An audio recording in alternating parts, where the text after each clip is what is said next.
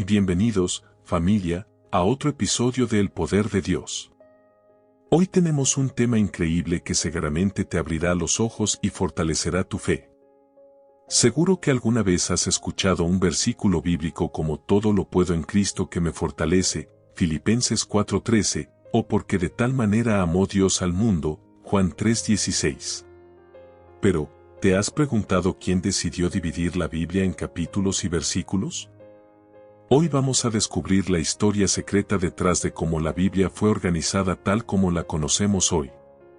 También hablaremos de las controversias y problemas que esto ha causado, las grandes enseñanzas que podemos encontrar en ella y por qué es tan importante leerla todos los días. Así que quédate hasta el final, porque esto te va a sorprender. Y no olvides suscribirte para seguir aprendiendo sobre la palabra de Dios cada semana. Comencemos. Por siglos, la Biblia fue un texto sagrado transmitido sin interrupciones visuales. Los antiguos rollos hebreos, escritos en papiro o pergamino, contenían largos textos sin puntuaciones, sin divisiones claras y, en muchos casos, sin vocales en los escritos hebreos más antiguos. Los estudiosos de la Biblia, tanto judíos como cristianos, debían memorizar grandes porciones del texto para poder referirse a ellos con precisión. En las sinagogas, los rabinos recitaban pasajes de la Torá, confiando en la memoria y en una cuidadosa tradición oral. Cuando el cristianismo se expandió, la Biblia fue copiada y difundida en códices en lugar de rollos, facilitando su manejo. Pero encontrar un pasaje específico seguía siendo una tarea monumental. Sin una estructura organizada, cada enseñanza debía leerse en su totalidad para ser comprendida en su contexto, y cualquier referencia exacta era casi imposible. Fue así como, a lo largo de los siglos, algunas de las mentes más brillantes del cristianismo y el judaísmo se dieron a la tarea de dividir la Biblia en secciones manejables. Pero no fue un proceso fácil ni aceptado por todos. Algunos teólogos y líderes religiosos se opusieron ferozmente, argumentando que fragmentar la palabra de Dios alteraba su mensaje y podía llevar a malinterpretaciones. Esta es la historia de cómo la Biblia se organizó en capítulos y versículos, de los hombres que hicieron posible esta transformación y de las controversias que surgieron en el camino. ¿Quién fue Esteban Langton y qué lo motivó a crear la división en capítulos de la Biblia? París, año 1205. La Universidad de París, fundada un siglo antes, es un centro de erudición donde clérigos y académicos discuten las más profundas cuestiones de teología. Entre ellos se encuentra Esteban Langton, un teólogo y profesor inglés, conocido por su gran conocimiento de las Escrituras. En su época, la Biblia ya había sido traducida al latín en la versión conocida como la Vulgata, una traducción realizada por San Jerónimo en el siglo IV. Sin embargo, la lectura y el estudio de la Biblia seguían siendo increíblemente complicados y desordenados. Langton pasaba horas cada día enseñando la Biblia a sus estudiantes y notaba que la falta de divisiones claras hacía difícil su comprensión. Para citar un pasaje en un debate teológico, un estudiante debía buscar en páginas y páginas de texto continuo hasta encontrar la línea exacta. Entonces, Langton tuvo una idea revolucionaria: crear un sistema de capítulos numerados para facilitar la referencia y el estudio de la Biblia. ¿Cómo lo hizo? 1. Organizó el texto en partes lógicas. Langton no hizo cortes arbitrarios. Se aseguró de que cada capítulo representara una idea completa dentro de la narrativa bíblica. 2. Estableció una numeración universal. Su sistema fue adoptado rápidamente en la Universidad de París y, más tarde, en toda la Iglesia Católica. 3. Difundió su trabajo por toda Europa. Los copistas comenzaron a incluir los capítulos en nuevas copias de la Vulgata. ¿Hubo alguna resistencia? Sí.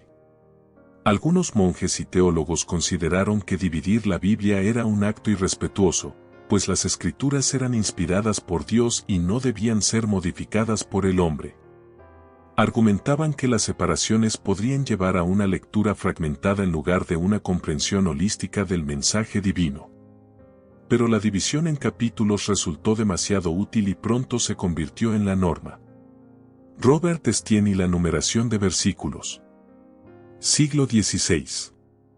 La Reforma Protestante sacude Europa. Las Biblias están siendo traducidas a distintos idiomas, permitiendo que más personas accedan a la palabra de Dios. Pero todavía hay un problema, aunque la Biblia ya tiene capítulos, los textos dentro de ellos siguen siendo largos y difíciles de localizar con precisión. Aquí es donde entra en escena Robert Estienne, un impresor francés del siglo XVI que cambiará la historia para siempre. ¿Cómo fue la revolución de Estienne? Robert Estienne, también conocido como Stephanus, era un tipógrafo de Ginebra especializado en la impresión de Biblias. Mientras revisaba distintas traducciones, se dio cuenta de que los capítulos eran útiles, pero no suficientes. Un pasaje dentro de un capítulo todavía era difícil de encontrar sin leer extensos fragmentos. Entonces, decidió numerar cada oración o frase importante, creando los versículos. Según la tradición, Estienne realizó esta tarea mientras viajaba a caballo entre París y Lyon, deteniéndose en cada posada para marcar sus divisiones en la Biblia. En 1551, publicó la primera Biblia con versículos numerados en el Nuevo Testamento griego. Luego, en 1555, lanzó la primera Biblia completa con capítulos y versículos. ¿Cuáles fueron las controversias y la oposición? Como todo cambio importante, la numeración de versículos no fue aceptada por todos. 1. Fragmentación del mensaje. Los críticos argumentaron que dividir la Biblia en versículos hacía que las personas leyeran frases aisladas sin considerar el contexto. Ejemplo. Filipenses 4:13, todo lo puedo en Cristo que me fortalece, se usa a menudo como un versículo de motivación, pero en contexto, Pablo hablaba de cómo sobrellevar la pobreza y la riqueza con la ayuda de Dios. 2. Manipulación teológica. Las sectas y grupos religiosos comenzaron a citar versículos individuales para justificar sus doctrinas, a veces ignorando el significado completo del pasaje.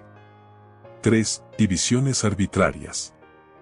En algunos casos, los cortes en capítulos y versículos rompen la continuidad del mensaje, haciendo que algunas historias parezcan separadas cuando en realidad son parte de la misma narración. Ejemplo. Mateo 16:28 y Mateo 17:1 están en capítulos distintos, pero se refieren a la misma escena, la transfiguración de Jesús. ¿Se hizo más fácil leer la Biblia después de su división? Sin duda, la introducción de capítulos y versículos hizo la lectura de la Biblia más accesible para creyentes de todo el mundo. Antes de estas divisiones, leer y estudiar la Biblia era una tarea que requería gran esfuerzo y paciencia. ¿Cuáles son los beneficios de la división en capítulos y versículos? Accesibilidad. Permite que cualquier persona, sin importar su nivel de educación, pueda encontrar y estudiar pasajes específicos. Mayor organización. Hace que la Biblia sea más fácil de navegar, facilitando su uso en la enseñanza y la predicación. Referencia rápida.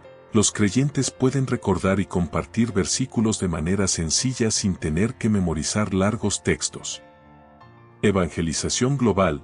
Ha permitido la expansión del cristianismo, ya que los predicadores pueden citar la Biblia con precisión en diferentes idiomas y culturas. Sin embargo, debemos recordar. Si bien las divisiones ayudan a estudiar la Biblia, no debemos leer los versículos de forma aislada, sino siempre en su contexto completo para entender correctamente el mensaje de Dios. Estas son algunas de las enseñanzas que podemos encontrar en la Biblia. La Biblia no es solo un libro de historia o doctrina religiosa, sino una guía de vida llena de enseñanzas eternas.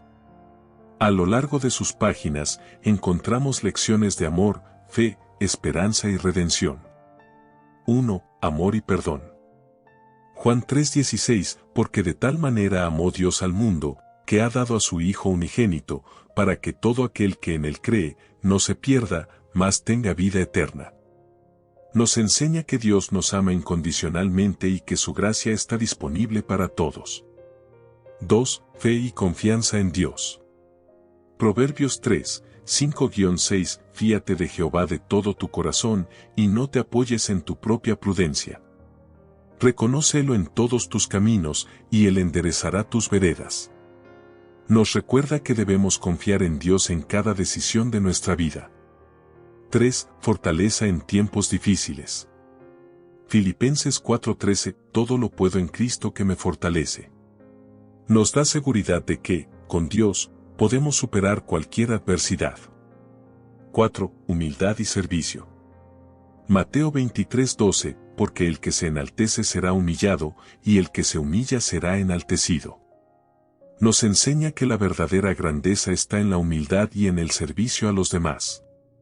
5. La importancia del perdón. Mateo 6, 14-15. Porque si perdonáis a los hombres sus ofensas, os perdonará también a vosotros vuestro Padre Celestial. Nos recuerda que el perdón es clave para vivir en paz con Dios y con los demás.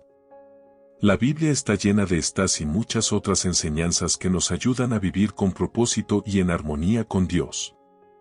En conclusión, ¿cuál es la importancia de leer la Biblia?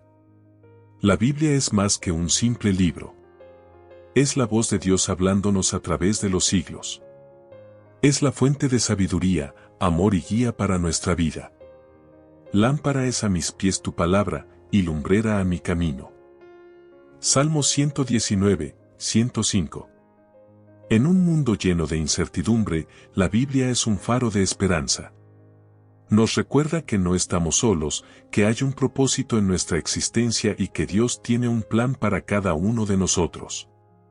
Hoy en día, gracias a la división en capítulos y versículos, es más fácil que nunca estudiar la palabra de Dios. Pero lo más importante no es solo leer la Biblia, sino vivir conforme a sus enseñanzas. Si aún no has empezado a leer la Biblia, te animo a hacerlo hoy. No importa cuánto leas, sino cuánto dejas que la palabra transforme tu vida. Familia del poder de Dios, después de conocer toda esta historia, hay algo que nos queda claro: la Biblia es un regalo de Dios para nuestras vidas, y su estudio es clave para fortalecer nuestra fe. Que cada versículo que leas sea una semilla de fe en tu corazón. Si este video te ha ayudado, no te olvides de darle like y compartirlo con alguien que necesite escuchar esta enseñanza. Y si aún no te has suscrito, ¿qué esperas?